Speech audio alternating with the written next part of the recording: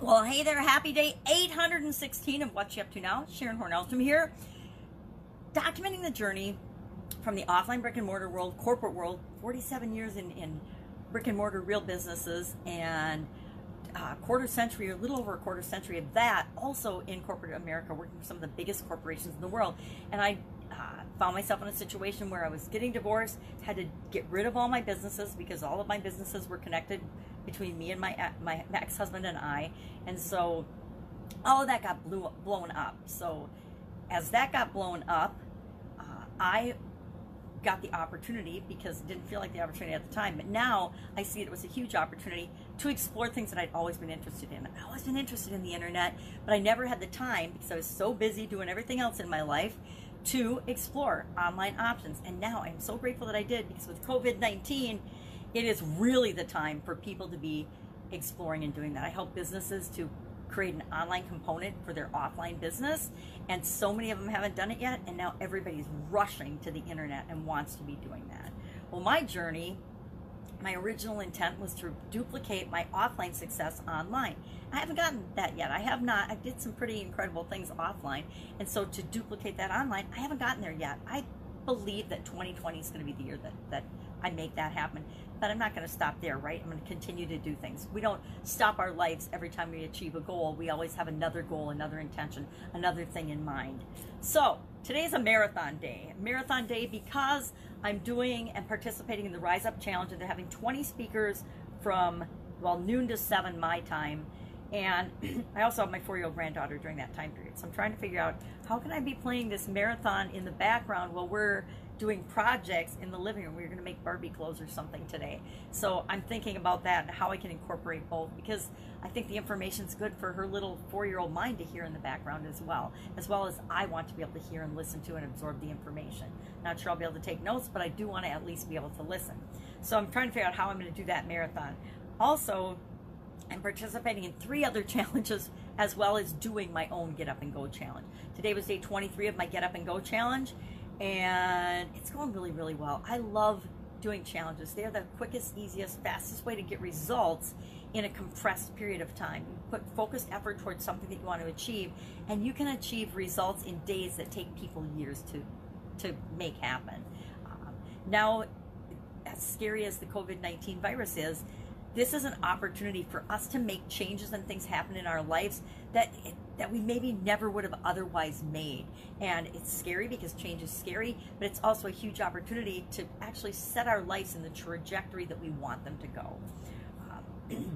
So for each of those challenges, of course, like my challenges, they have homework and assignments. So one is I'm reading 30 books in 30 days. And for somebody that's blind, that's a challenge. But really, we're learning a process of how to take the material that you want and the information you want out of a book quickly, easily, and efficiently. And it's clunky in the beginning, but I guarantee that at the end of those 30 days, I will be able to pick up a book and in just a few minutes extract the information that I need out of that. And that's a really important skill, I think, to have now and going forward, whether you can see or not. Another challenge I'm doing is about launching your expertise. And I'm coaching some groups through that particular process, and I've done it before, but I always want to sharpen my saw and hone my skills. So I'm going through that just to see how other people do it. And I'm finding, it's reinforcing, hey, these are the same things I do. These are the same things I teach. I guess it's just validation that I'm on the right track, and I'm leading people through the similar process that gets them the results that they want as well. And these guys have got some incredible results for their clients. So it's fun to see their challenge. Also doing the Rise Up Challenge. I already talked about that. So Rise Up, the reading, and then the Launch Your Expertise. Those 3 challenges, plus my own Get Up and Go challenge. Today, my Get Up and Go challenge was about picking another main area of your life and going through the challenge process of it. Because what I do through my challenges, I teach you how to do I call it the challenge process, because there's a process for how we handle challenges. Now, sometimes we just handle challenges and problems ad hoc, or we just react to whatever happens, but we don't have to just react. We can proactively manage any challenge, any problem, any situation that comes our way. And so there's a process for that. And I think it's imperative that everybody understand and have a process that works for them for handling challenges and situations and obstacles that come up and problems. Because guess what? COVID-19 is not the last problem any person on the planet facing it right now is going to face, right? I think a few weeks ago I calculated it. I figured even if I've only had one challenge a day, I've had over 21,000 challenges in my life so far. That's with only one a day. How many of us only have one challenge a day? I would love a day where I only had one challenge, right? Especially in the business world. I mean, some days it's just one, boom, boom, fire after fire, fire after fire. And so then we learn to put systems in place so that we've got automatic fire extinguishers, right? So that we're not always putting out fires. That's why we build teams. That's why we delegate. That's why we create processes and procedures and systems to make things work smoothly and automatic. And all of those, because of COVID-19 and as a result of changes in the world, some people do continuous reviews and are continuously improving their systems. Other people have been gotten caught with their pants down. I got caught with my pants down in some areas of my life with respect to I just moved, so I did the pantry purge and cleaned everything out of the pantry, out of the refrigerator, out of the freezers, and had gotten down to a minimal of anything. So as COVID hit, and I'm not allowed to go out to the grocery stores and things because I am an at-risk person, I had to figure out ways to just get things like groceries. But I also realized that no matter what, I'm not going to starve. I can always eat peanut butter, right? Or nut butter. I've got, nut butter or crackers or pasta. For some reason, I ordered a bunch of pasta on Amazon. So I have definitely got, that's one of the few things I could order when I was trying to order. So I've got like 7 or 8 boxes of pasta. So it's something I don't normally even eat. I've got a plethora of. So there's always a solution, right? And I want people to know that the challenge process is a solution process. It's a process of finding, optimizing, and automating solutions for yourself so that you automatically deal with and are proactive on whatever challenges, whatever obstacles, whatever problems show up in your life. Because I guarantee, no matter where we are in our life, so often we think, oh, if I just made $1 million a month, I would have no problems. No, you would have $1 million a month problems instead of having $5,000 a month problems. I don't know, whatever your level of income might be, you would have the commensurate problems. And you might be able to hire more help to help you with them. There's still going to be different things that pop up because problems and obstacles and challenges, and I like to call them experiences, they're all here to teach us individually and show us something. And it's always who we need to become to be a better version of ourselves. Until, of course, we die and we transition to the next thing. So, lots of challenges, lots of homework, lots of different things, and lots of different tools and processes and procedures. Some I've been exposed to before. Some are tweaks and twists on processes I've used before that I love. There's one I learned yesterday from, I can't remember what it was now. Oh my gosh, I can see her beautiful face. Can't remember her name. Anyway, there was a lady yesterday who taught us about soul writing. Now, I've journaled for decades and written since I was a little girl in like diaries and journals and things. And she just takes it to a different level and calls it soul writing. And so I learned something from that. We learned about it's important to have a relationship plan. So for my Get Up and Go challenge today, I was going to use, we're going through the process again on a different area of our lives. I was going to use health.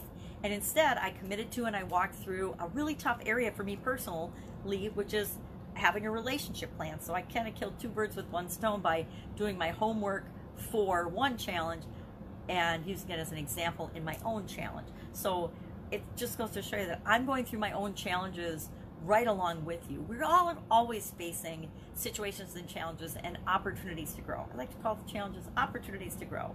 Challenges invite change, and change is the only way we grow in our lives. Launch Your Expertise is an every other day challenge, which I totally appreciate. I didn't know it the first day, but I totally appreciate it, especially when days like today happen where there's 8 hours worth of content on another challenge, which, yeah, even if you're home, an 8-hour stretch of content is a tough nut to crack. But then next week, I've got a 3-day live event that I'm participating in. I haven't figured out how I'm going to do that one yet either. But I always figure it out, right? There's always a way. There's always a solution. There's always a way to figure these things out. But I like that because now I can do that homework today. And that's all about, launching your expertise. What is your expertise? What is your passion? And what are you going to do about it? What are you going to offer the world based on your expertise and passion? And I already pretty much know I'm passionate about challenges. I love challenges. I'm going to continue to offer and share those, but I'm probably going to start twisting up and doing them in different ways because I want to add more fun to them. Fun challenge day, 365-day fun challenge. I almost forgot I'm doing that one. Day 107 today. I was going to say 3, but it's day 107 today. And it was kind of a fun one. It was about misspelled words. And I personally have a lot of experience with misspelling words. I am one of those people that is so grateful that computers and technology came out with spell checker. And all those years of spelling well are kind of going out the window now as my vision has deteriorated, because I will have typos in things.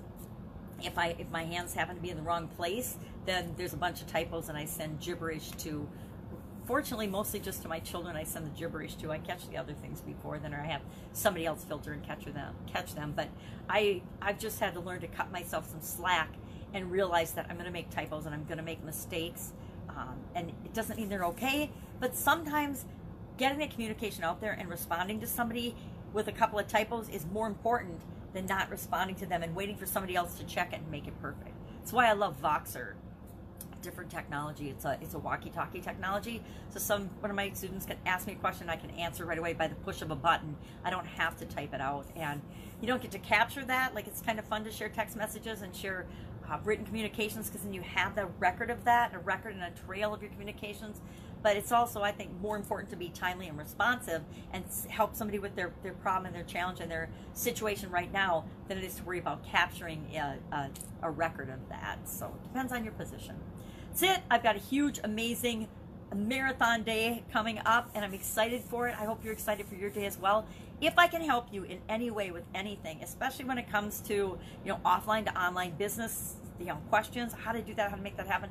Again, going to do a workshop on that maybe this weekend. It might have to be this weekend. It depends when the guys can get together and they want to actually do that workshop.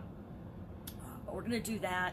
Also, Get Up and Go Challenge. I'm leaving those recordings up, so you can, if you're just hearing about it from me now, you can pop onto the Get Up and Go Challenge page anytime and the group, and you can see the lessons. You can listen to them. You can go through the process, learn the process, and make it your own anytime. So that's always out there. If I can help you in any other way, just ask. Please just ask. Never in the history of the universe have many of us had enough time and energy to help people as we can now. And I know there's people out there that need help, and that it's scary, and that for me personally, one of the hardest things to do on the planet is to ask for help. And that's why I'm encouraging you to know that for me, it's super hard to ask for help. So I don't say no to people. If you ask for help, I will help you get set up with whatever it is that you need. All right, have an amazing day. I will be with you tomorrow. Bye.